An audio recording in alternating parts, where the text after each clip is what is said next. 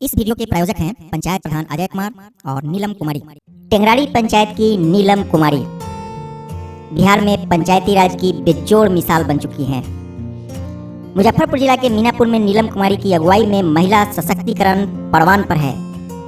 युवा महिला नेत्री नीलम कुमारी मीनापुर के महिलाओं की आइकॉन बन चुकी हैं।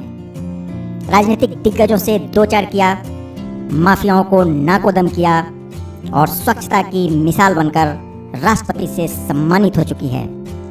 नीलम कुमारी के कुशल नेतृत्व की समाज को एक बार फिर से दरकार है। मुजफ्फरपुर के मीनापुर में कोयली पंचायत को विकास के पथ पर ले जाने वाले युवा चेहरा अजय कुमार को दरकार है एक और मौका की।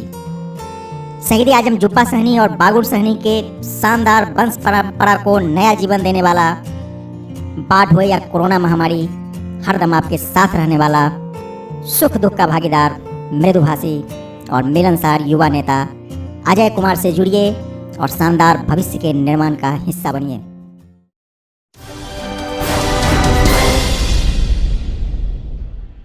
नमस्कार, मैं हूं ईश्वरजीत और आप देख रहे हैं केकेएन लाइव।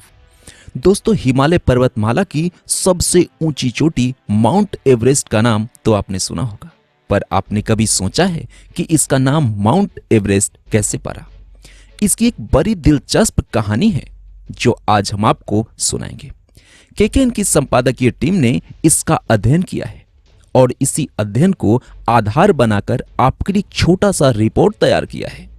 दरअसल यह अंग्रेजों की बेईमानी थी जिसकी वजह से एक अंग्रेज अधिकारी जॉर्ज एवरेस्ट के नाम पर इस पर्वत शिखर का नाम माउंट एवरेस्ट रख दिया गया।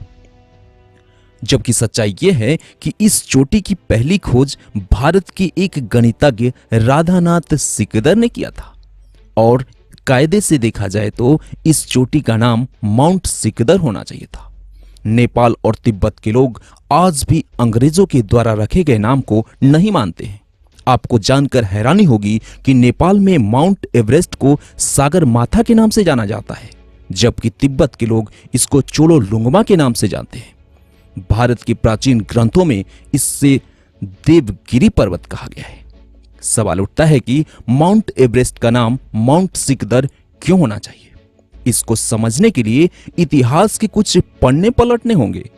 बात की शुरुआत वर्ष 1830 से करते हैं। वह जून का महीना था। एक अधिकारी जिसका नाम जॉर्ज एवरेस्ट था, सर्वेयर ऑफ जनरल बनकर भारत आए थे। जॉर्ज एवरेस्ट को ट्रिकोनमेट्री में महारत हासिल था। भारत आने के बाद उसको देहरादून दफ्तर के लिए ऐसे व्यक्ति की जरूरत पड़ी जो स्फेरिकल ट्रिकोनमेट्री में विशेषज्ञता रखता हो। उन्होंने यह बात अपने अधीनस्थ जॉन टाइटलर से कही।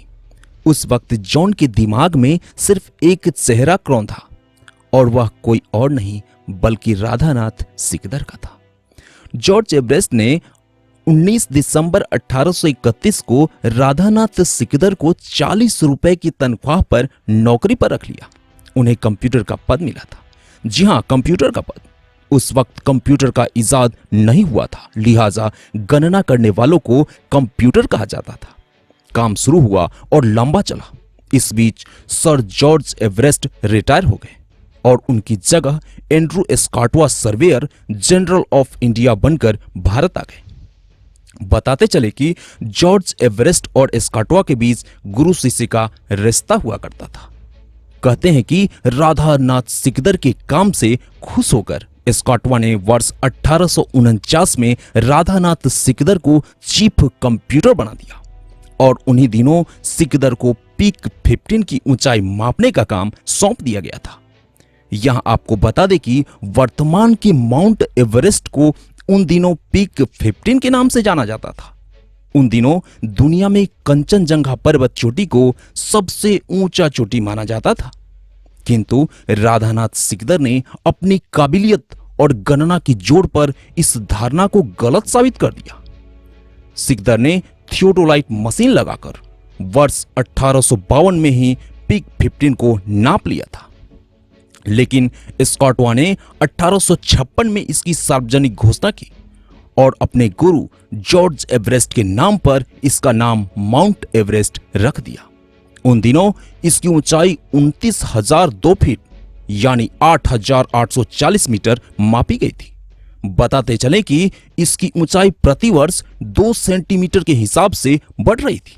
इस तरह दुनिया की सबसे ऊंची चोटी को मापने वाले राधानाथ सिकदर को इतिहास में हाशिए पर धकेल दिया गया, यानी माउंट सिकदर को माउंट एवरेस्ट बना दिया गया।